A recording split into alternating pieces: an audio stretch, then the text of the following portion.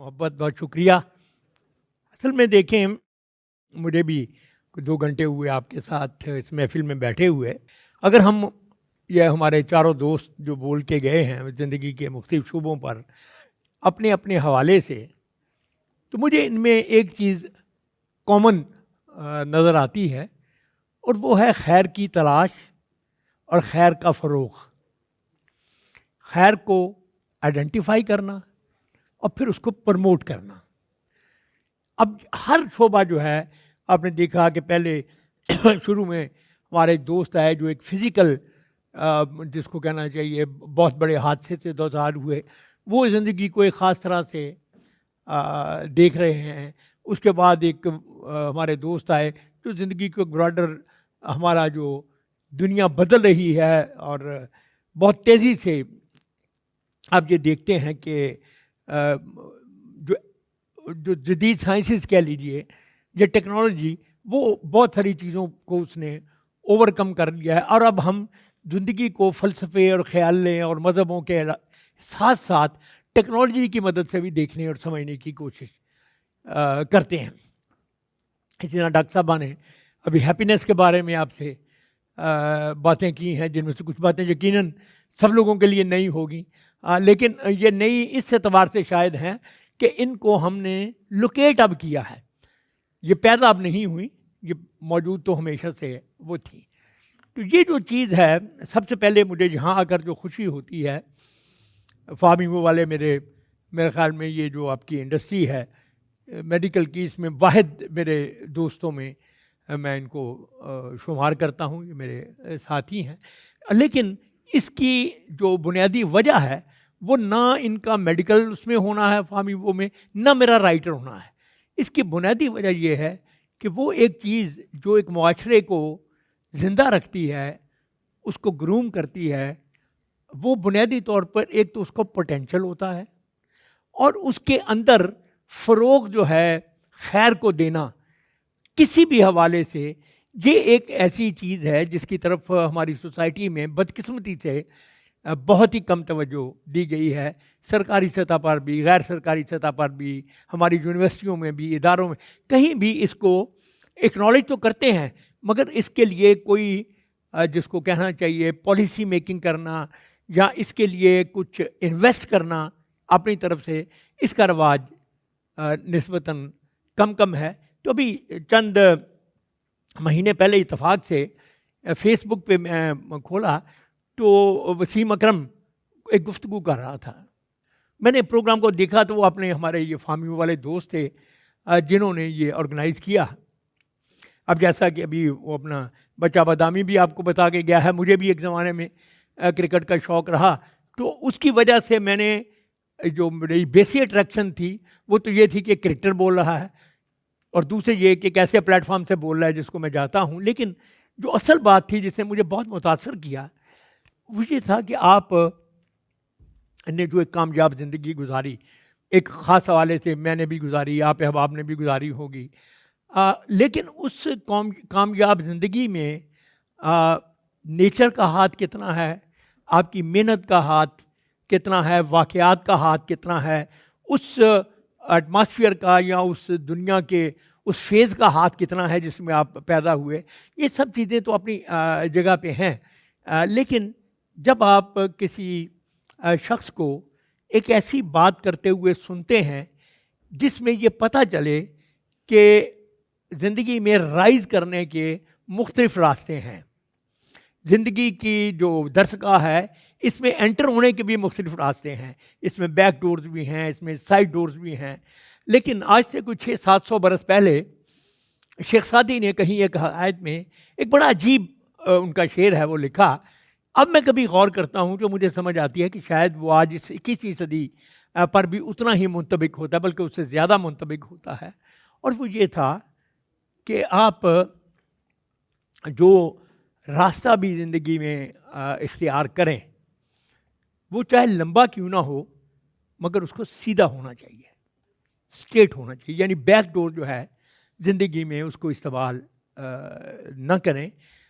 اب پرابلم یہ ہوتی ہے کہ ایک تو صحیح رستہ کی جگہ آپ کو 10 رستے دکھائے جاتے ہیں، یہ 10 صحیح راستے ہیں. اور پھر یہ ہے کہ ان راستوں میں جو نتیجہ ہے وہ آپ کو فوری طور پر نہ تو ملتا ہے اور نہ کوئی آپ کی زندگی کی جو کوالٹی ہے اس کو امپروو کرتا ہے پیرنٹ زندگی کی.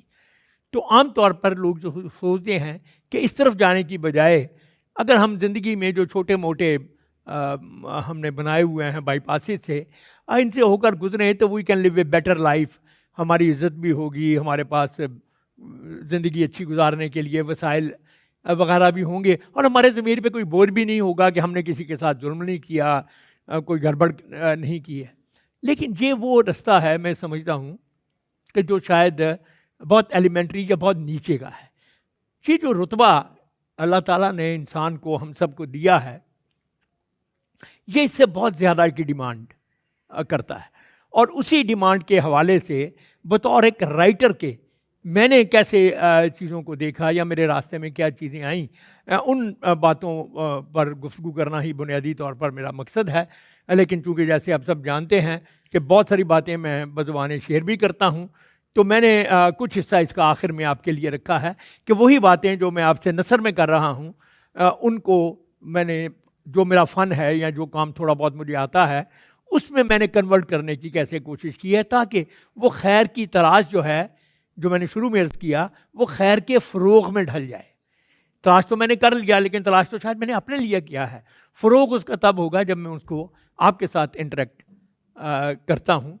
تو میں نے دیکھنے کی یہ کوشش کی اور سمجھنے کی کوشش کی کہ ہم لوگوں کا یہ جو انسانی گروپ ہے جس کے ہم کچھ افراد ہیں جو اس چھت کے نیچے اس وقت بیٹھے ہوئے ہیں, اس یہ جو گروپ ہے اس کو اس پرسپیکٹو میں کیسے دیکھا اور سمجھا جائے جو کہ یا تو پری ڈٹرمنڈ ہے, ہم لوگ جو ماننے والے ہیں کہ یہ دنیا ایک رب نے خاص اس سے مشیت سے بنائی ہے.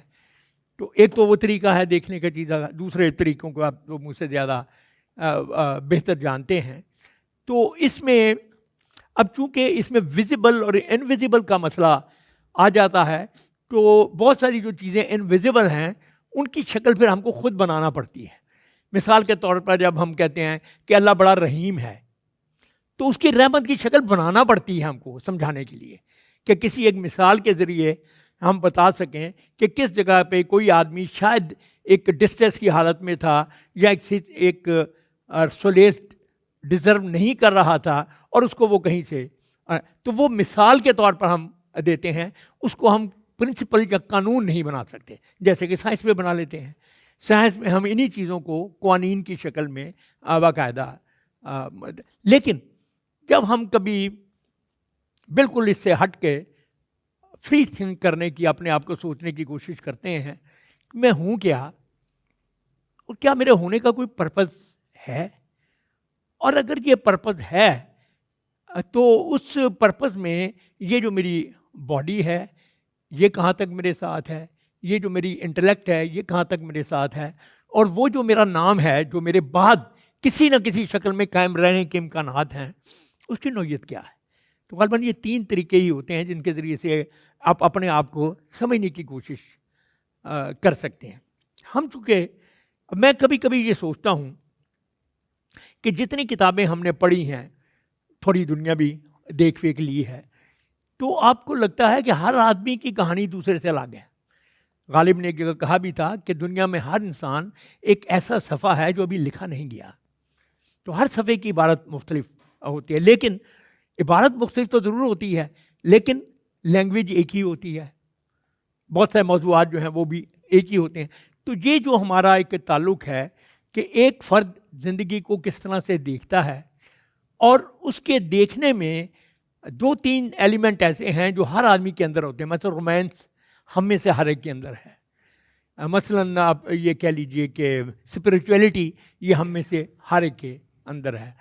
ٹو نو اباؤٹ تھنگس جن کے بارے میں ہمیں پتہ نہیں ہے ان کو جاننا, تو یہ کچھ چیزیں ایسی ہیں جو سارے انسانوں میں کامن ہیں, چاہے وہ سائنس کے رستے سے آئیں, فلسفے کے رستے سے آئیں, ادب کے رستے سے آئیں, یا تلواریں چلاتے آئیں یا کچھ اور کریں, مگر یہ کسی نہ کسی شکل میں وہ ہوتی ہیں. میں سمجھتا ہوں کہ لٹریچر کا جو ایک بہت بڑا احسن کام ہے بہت بڑا رول ہے کہ وہ ان بکھری ہوئی چیزوں کے درمیان چھوٹے چھوٹے پل بناتا رہتا ہے. سارے پل بناتے ہیں، سائنس بھی پل بناتی ہے، ایجوکیشن بھی، علوم بھی، لیکن یہ جو پل لٹریچر کے ذریعے سے بنتے ہیں، چونکہ ان میں بنیادی مقصد جو ہے وہ ایک فرد سے ایک اجتماع کا یا ایک آدمی سے دوسرے آدمی تک بغیر کسی اور ریلیشن شپ کے تعلق ہے. ان کا ایک نسل کا ہونا ضروری نہیں ہے، ایک زمانے کا ہونا ضروری نہیں ہے، ایک کلاس کا ہونا ضروری نہیں ہے، ایک عمر کا ہونا ضروری نہیں ہے، ایک جو جس کو ہم کہتے ہیں دنیاوی درجہ. تو کوئی چیز کے لیے اس کے لیے پہلے سے پری کنڈیشن نہیں ہے. ایک اچھی بات یا اچھا خیال جو ہے وہ ہزاروں سالوں میں بغیر کسی جغرافیائی لائن کو دیکھے ہوئے، بغیر کسی ذہنی استعداد کو دیکھے ہوئے اپنا سفر جو ہے وہ کرتا رہتا. تو یہ ایک لٹریچر کی ایسی خوبصورتی ہے جس نے میں سمجھتا ہوں کہ انسانی زندگی کو معتدل بنانے میں، متوازن رکھنے میں، پازیٹیو رکھنے میں اور با مقصد رکھنے میں اپنا بڑا رول ادا کیا ہے. اور وہ لوگ جو ہیں وہ اور زیادہ داد کے بھی مستحق ہیں اور حوصلہ افزائی کے مستحق بھی ہیں، جو کہ اس خیر کے عمل کے لیے یقین تو ہم سب رکھتے ہیں، اگر رکھتے نہیں تو کم از کم پروفیس ضرور کرتے ہیں کہ ہم اس پہ رکھتے ہیں، لیکن عملی طور پر ہم اپنی زندگیوں میں سے، اپنی دولت میں سے، اپنے وقت میں سے کتنی چیزیں اس کے میں ڈونیٹ کرتے ہیں. تو یہ جو تھا اس کا. اب آدمی یہ کہے کہ جی جیسا کہ ڈی این آر وغیرہ کی ریسرچز ہمیں بتاتی ہیں، آئنسٹائن کا کہیں سے سنا ہے کہ اس کے وہ جو دماغ ہے اس کی بھی وہ جب توڑ پھوڑ کر کے اس کو سمجھنے کی کوشش کرتے ہیں تو کچھ چیزوں کا تعلق ممکن ہے بعض سائنٹیفک تھیوریز کے ساتھ ملتا ہو، لیکن وہ ہمارا فیلڈ ہے نہیں. ہمارا بیسک سوچ یہ ہے کہ اس دنیا میں اگر میں آیا ہوں تو پہلی بات تو یہ ہے کہ مجھے کچھ ہتھیار دیے گئے ہیں اس دنیا کے میں چلنے کے لیے اور اس دنیا کا مقابلہ کرنے کے لیے. تو میرا بیسک ہتھیار کیا ہے؟ ہمارے معاشروں میں سب سے بڑی پرابلم یہی ہے جس کا ذکر ہمارے مقررین نے بھی کیا کہ عام طور پر ہم لوگوں کو بتایا ہی نہیں جاتا کہ تمہارے لیے زیادہ بہتر ہتھیار کون سا ہوگا. یہ کیریئر اورینٹیشن وغیرہ جس کو لیے ہم نے نام رکھے ہوئے ہیں کہ اس وقت پر، صحیح وقت پر ہم اپنے بچوں کو یا اپنے ارد گرد کے لوگوں کو، یہ ہمارا نہ نظام تعلیم اس میں کام کرتا ہے نہ حکومتیں. تو ادب جو ہے وہ ایک ایسا ہے کہ جو جزوی طور پر ہماری ایک خاص طرح کی رہنمائی کرتا ہے. مثال کے طور پہ میں آپ کو اپنی زندگی سے مثال دینے کی کوشش کرتا ہوں کہ میں ایک دستکاروں کے خاندان میں پیدا ہوا. سیالکوٹ میں ہم لوگ رہتے تھے. میرے دادا جان وہ تلاش روزگار میں کہیں 1930s میں ادھر لاہور آ گئے. دستکار لوگ تھے، خراد کا، یہ جو لکڑی کے کارخانے ہیں، اس طرح کے کام ہم لوگ، ہمارے بزرگ کیا کرتے تھے. تعلیم وغیرہ کا، پڑھائی وغیرہ کا کوئی نہ رواج تھا، نہ کانسیپٹ تھا، نہ کوئی اس کی ضرورت محسوس کرتا تھا. بٹ ٹھیک ہے، اگر آپ خط لکھ لیتے ہیں ڈیٹس اوکے، اتنی تعلیم کافی ہے آپ کے لیے.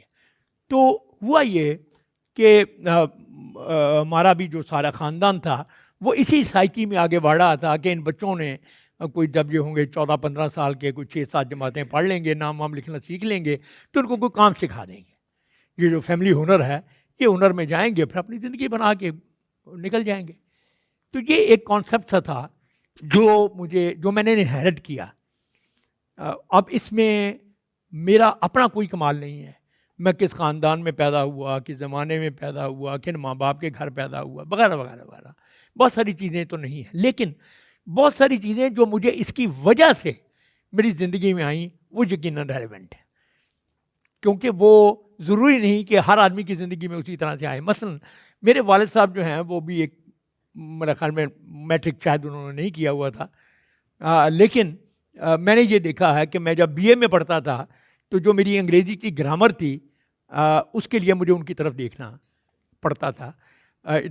مجھے وہ زیادہ ڈیپتھ میں زیادہ اسٹرانگ تھی، یعنی جو کچھ ان کو پڑھایا گیا تھا، جو بھی کچھ پڑھایا گیا تھا مجھ سے بہتر طریقے سے پڑھایا گیا تھا. خیر یہ کہہ رہا تھا. دوسرا ان کو شوق تھا ناول پڑھنے کا بہت. میں ان کا بڑا بیٹا تھا، میری ڈیوٹی ہوتی تھی کہ میں ابن صفی کے یا تاریخی ناول یا ایڈونچرس ناول جو ہیں اب وہ لائبریری سے لے کر آتا تھا. اب چونکہ میں چھوٹا بہت تھا، میں 10-11 سال کا تھا، تو سمجھا یہ جاتا تھا کہ یہ اس قابل نہیں ہے کہ یہ کتابیں ابھی پڑھے یا ناول پڑھے. تو مجھ پر ایک طرح کا ان کہا سا بین بھی تھا کہ تمہیں بس لانا لے جانا ہے, تمہیں اسے غرض نہیں کہ اس کے اندر کیا ہے. لیکن مجھے یاد ہے کہ میں ابن مصطفی کا ناول, یہ کوئی یقین کیجئے کہ یہ جو ٹریول تھا ٹوٹل, یہ کوئی 45 اور 50 منٹ کے درمیان تھا. یعنی میرے گھر سے لائبریری تک جانا اور پھر واپس آنا. 112 صفحے کی وہ کتاب ہوتی تھی. اب یقین کیجئے میں پوری کتاب رستے میں پڑھتا ہوں.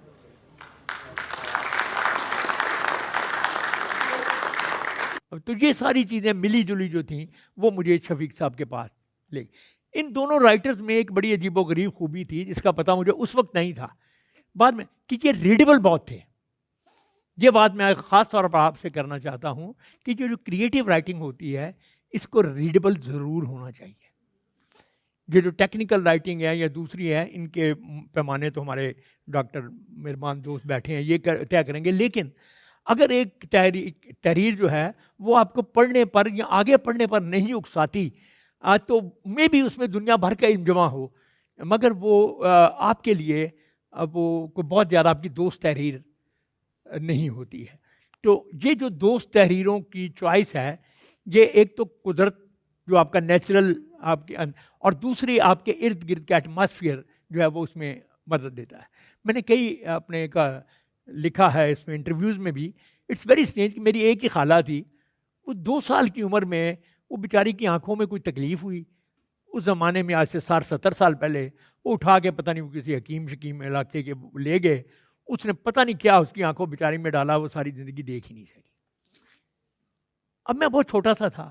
ایک تو اس کی آواز بہت اچھی تھی, دوسری اس بیچاری کے پاس مایوسی اور تنہائی کے علاوہ کچھ نہیں تھا.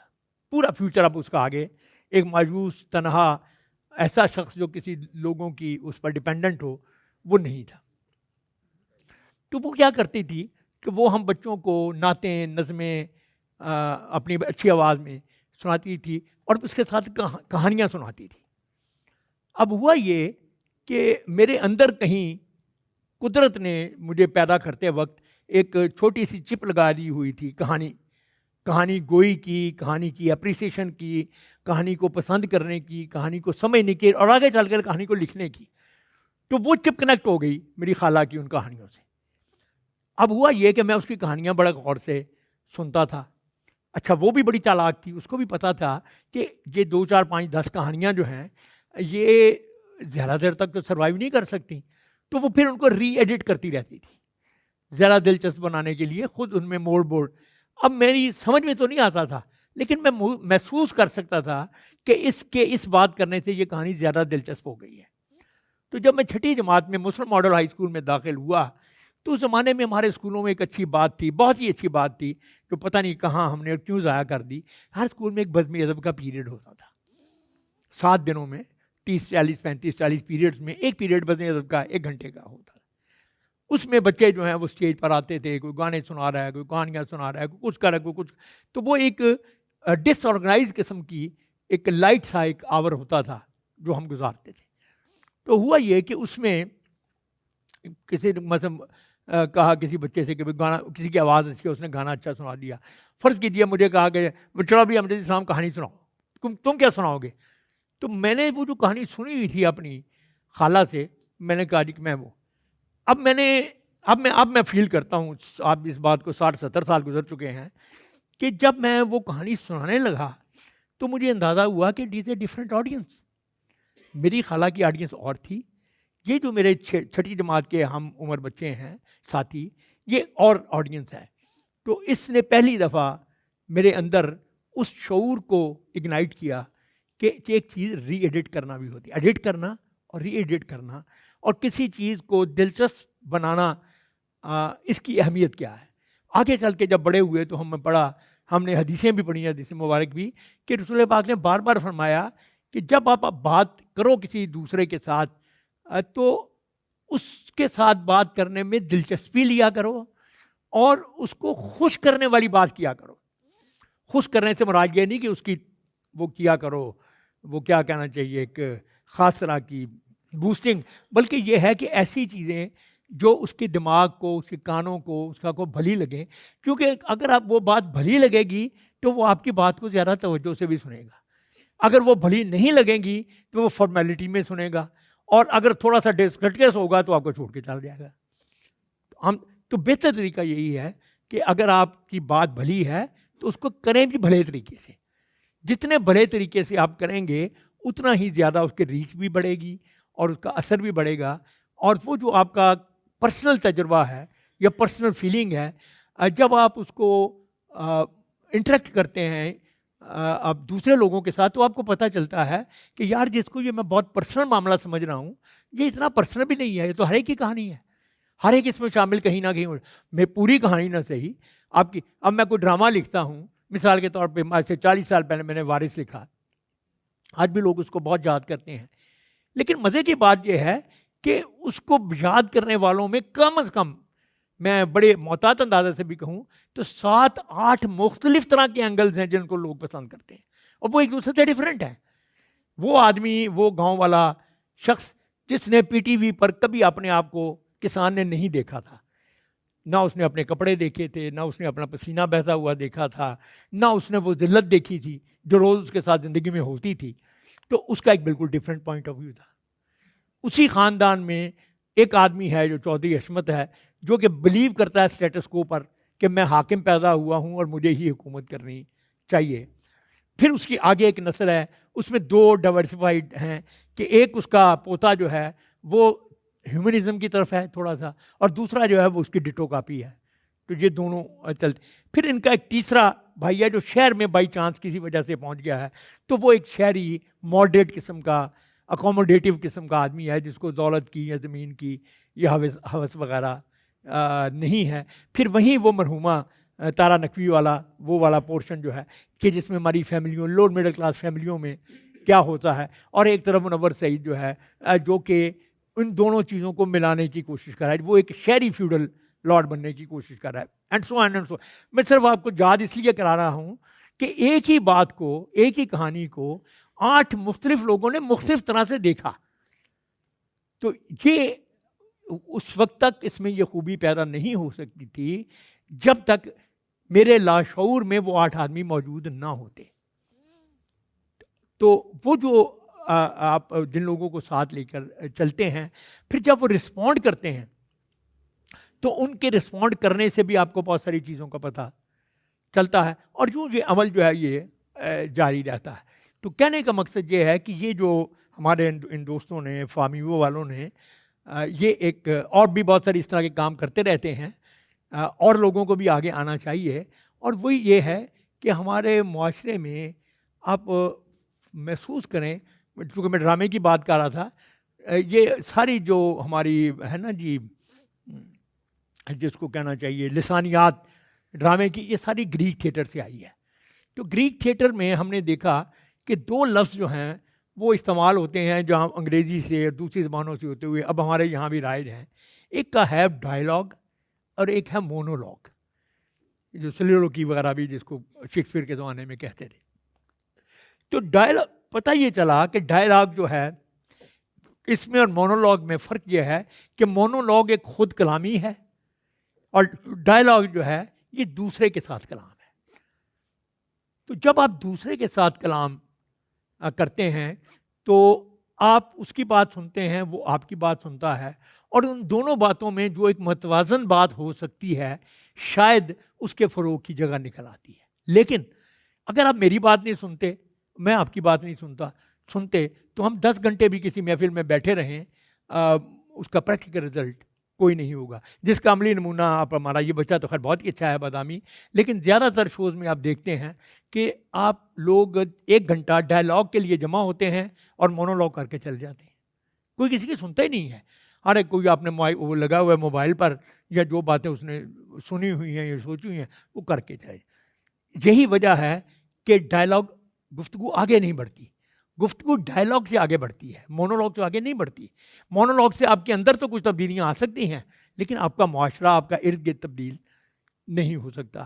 تو یہ جو ڈائلاگ کرنا ہے، ادب جو ہے یا شاعری، اس نے آپ کو یہ سکھایا، مجھے کم از کم یہ سکھایا کہ میں جو بات سوچتا ہوں یا محسوس کرتا ہوں اس کو میں دوستوں کے ساتھ شیئر کروں. میرے شیئر کرنے سے 2 چیزیں ہوں گی.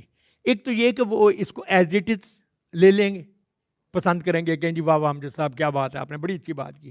اور دوسرے ان میں سے کوئی بندہ بھی کہا گا کہ یار یہ جو بات آپ نے کی ہے یہ اس طرح سے بھی ہو سکتی ہے. اب یہی وہ چیز ہے جس سے لکھنے والے اور قاری کے درمیان ایک رشتہ ڈیولپ ہوتا ہے، جس نے پوری دنیا کے ادب کو، پوری دنیا میں اب جو ویلیوز سسٹم کا ہے اس کو فروغ دیا ہے، وہ یہی انٹر ایکسچینج ہے. تو یہ ایک پورا پروسیس تھا جس سے میں نے گزرنے کی کوشش کی، اور آخر میں بات میری لمبی ہو گئی ہے. میں یہ عرض کروں کہ میں نے اس کو یوں سمجھنے کی کوشش کی ہے کہ اس کہانی کے جو دو روپ ہمیں سنائے جاتے ہیں، ایک انسانی عقل کے ساتھ اور ایک روحانی عقل کے ساتھ، دو ہی روپ ہیں نا جو ہمیں سکھائے جاتے ہیں. اب دونوں کو ان کا پراپر جگہ جو ہے وہ دیں، اور تاریخ کو یا جو کچھ ہو چکا ہے اس کو سمجھنے کی کوشش کریں کہ یہ جو کچھ ہو چکا ہے اگر میں اس کا پارٹ ہوتا تو میں اس وقت کیا کر رہا ہوتا، اور دوسرے یہ کہ اس وقت جو کچھ ہو رہا ہے اس میں کیا کر رہا ہوں. تو اگر یہ دو سوالوں کا جواب ہر شخص اپنے اپنے شعبے میں ایمانداری سے دینا شروع کر دے تو میں آپ کو یقین دلاتا ہوں کہ معاشرے کی 70% خرابیاں ویسے ہی ختم ہو جاتی ہیں. اگر ہم اپنے آپ سے ایماندار ہونا شروع کر دیں نا، ہم دنیا کو ایمانداری کی تبلیغ تو بہت کرتے ہیں لیکن اپنے ساتھ ایماندار ہونا کو بہت زیادہ پسند نہیں کرتے ہیں. تو اب میں آخر میں چاہتا ہوں کہ میں آپ کو 2-3 نظمیں ایسی سناؤں کہ جس میں یہ میرا جو زندگی بھر کا تجربہ ہے یہ کس طرح سے وہاں ریفلیکٹ ہوا، کہاں سے یہ انٹر ہوا ہے، کہاں یہ سٹے کیا ہے، اور اب یہ کس طرف آگے جانے کی کوشش کر رہا ہے. ایک کہیں کال میں نے پڑھا تھا جناب علی کا، آپ نے فرمایا کہ دیکھو تمہارے بچے نے اپنے زمانے میں زندہ رہنا ہے، تمہارے زمانے میں زندہ نہیں رہنا. اس کے زمانے کے لیے سکھاؤ جس زمانے کو اس نے فیس کرنا ہے. اپنے زمانے کی کہانیاں اوکے یہ ایک تھوڑی سی ایموشنل وغیرہ وغیرہ کے لیے ٹھیک ہیں، لیکن اس نے جس زندگی میں رہنا ہے اس کے مطابق اس کو سکھاؤ، اور وہ آپ اسی وقت سکھا سکو گے جب آپ اپنے آپ سے آؤٹ گرو کر کے اپنے آپ کو اس پوری تصویر کا ایک حصہ بنا سکو. تو یہ میری ایک نظم ہے، لکھی تو میں نے اپنے بیٹے کے نام ہے. اس محفل میں بھی بہت سارے اندھیرے کی وجہ سے مجھے صاف نظر نہیں آ رہے، لیکن بہت سارے بچے جو ہیں اس کی عمر کے ہوں گے، اگر نہ بھی ہوں تو کسی نہ کسی وقت میں یا ہو چکے ہوں گے یا ہو جائیں گے. اس لیے یہ اس اعتبار سے ہم سب کے لیے شاید ریلیونٹ ہے. اسی پر میں اپنی بات کو ختم کرتا ہوں. جاوید بھائی، اس کا عنوان ہے علی ذی شان کے لیے ایک نظم. علی ذی شان یہاں ایک سمبل ہے، نہ یہ جینڈر کا سمبل ہے کوئی، نہ صرف چونکہ یہ اپنے بیٹے کو مخاطب کر کے لکھی، یہ ہماری بیٹی کے لیے بھی ہو سکتی ہے یا کسی کے لیے بھی. اصل میں یہ ایک ڈائلاگ ہے نئی نسل کے ساتھ، اور اتفاق سے اس کو ریفرنس جو ہے وہ اس میں بچے گا آگے، آپ اس ریفرنس کو ہٹا کر آپ اپنا ذاتی ریفرنس بھی رکھ سکتے ہیں. میرے بیٹے نے آنکھیں ایک نئی دنیا میں کھولی ہیں، میرے بیٹے نے آنکھیں ایک نئی دنیا میں کھولی ہیں، اسے وہ خواب کیسے دوں جنہیں تعبیر کرنے میں میری یہ عمر گزری ہے. اسے وہ خواب کیسے دوں جنہیں تعبیر کرنے میں میری یہ عمر گزری ہے. میری تعظیم کی خاطر وہ ان کو لے تو لے شاید، میری تعظیم کی خاطر وہ ان کو لے تو لے شاید، مگر جو زندگی اس کو ملی ہے اس کے دامن میں ہمارے عہد کی، جو زندگی اس کو ملی ہے، مگر جو زندگی اس کو ملی ہے اس کے دامن میں ہمارے عہد کی قدریں تو کیا یادیں بھی کم کم ہیں. ہمارے عہد میں اس کی یادیں بھی کم کم ہیں. انوکھے پھول ہیں اس کے نرالے اس کے موسم ہیں، انوکھے پھول ہیں اس کے نرالے اس کے موسم ہیں. خدا اپنی ذات کی مستی میں بہنا چاہتا ہے وہ، نئی دنیا نئے منظر میں رہنا چاہتا ہے وہ. خدا اپنی ذات کی مستی میں بہنا چاہتا ہے وہ، نئی دنیا نئے منظر میں رہنا چاہتا ہے وہ. سمجھ میں کچھ نہیں آتا اسے کیسے بتاؤں میں، سمجھ میں کچھ نہیں آتا اسے کیسے بتاؤں میں. ازل سے آج تک جتنے محبت کرنے والے ہیں سبھی کی کہانی ہے. ازل سے آج تک جتنے محبت کرنے والے ہیں سبھی کی کہانی ہے. نئی لگتی تو ہے لیکن حقیقت میں پرانی ہے. نئی لگتی تو ہے لیکن حقیقت میں پرانی ہے. اسے کیسے بتاؤں میں کہ میرے باپ کی باتیں مجھے بھی ایک ایسے وقت کا احوال لگتی تھیں جو ایک بھولا فسانہ تھا. اسے کیسے بتاؤں میں کہ میرے باپ کی باتیں مجھے بھی ایک ایسے وقت کا احوال لگتی تھیں جو ایک بھولا فسانہ تھا. میں اس کی جیب کے متروک سکوں کو کہاں رکھتا کہ یہ میرا زمانہ تھا. میں اس کی جیب کے متروک سکوں کو کہاں رکھتا کہ یہ میرا زمانہ تھا. نئے بازار تھے میرے، کرنسی اور تھی میری. نئے بازار تھے میرے، کرنسی اور تھی میری، وہ بستی اور تھی میری. مگر پھر یہ کھلا مجھ پر نیا کچھ بھی نہیں شاید. مگر پھر یہ کھلا مجھ پر نیا کچھ بھی نہیں شاید. ازل سے ایک منظر ہے فقط آنکھیں بدلتی ہیں. مگر پھر یہ کھلا مجھ پر نیا کچھ بھی نہیں شاید. ازل سے ایک منظر ہے فقط آنکھیں بدلتی ہیں. میری آنکھوں کا دھوکہ تھا کہ یہ چیزیں بدلتی ہیں. میری آنکھوں کا دھوکہ تھا کہ یہ چیزیں بدلتی ہیں. آخری بند ہے اس کا. اسے کیسے بتاؤں میں کہ یہ عرفان کا لمحہ ابھی اس تک نہیں پہنچا. اسے کیسے بتاؤں میں کہ یہ عرفان کا لمحہ ابھی اس تک نہیں پہنچا. مگر جس وقت پہنچے گا اسے بھی اپنے بیٹے کو یہی قصہ سنانے میں یہی دشواریاں ہوں گی. کہ یہ عرفان کا لمحہ ابھی اس تک نہیں پہنچا، مگر جس وقت پہنچے گا اسے بھی اپنے بیٹے کو یہی قصہ سنانے میں یہی دشواریاں ہوں گی. کہ وہ بھی تو کچھ اپنی بات کہنا چاہتا ہوگا. کہ وہ بھی تو کچھ اپنی بات کہنا چاہتا ہوگا. نئی دنیا نئے منظر میں رہنا چاہتا ہوگا اور اپنی ذات کی مستی میں بہنا چاہتا ہوگا.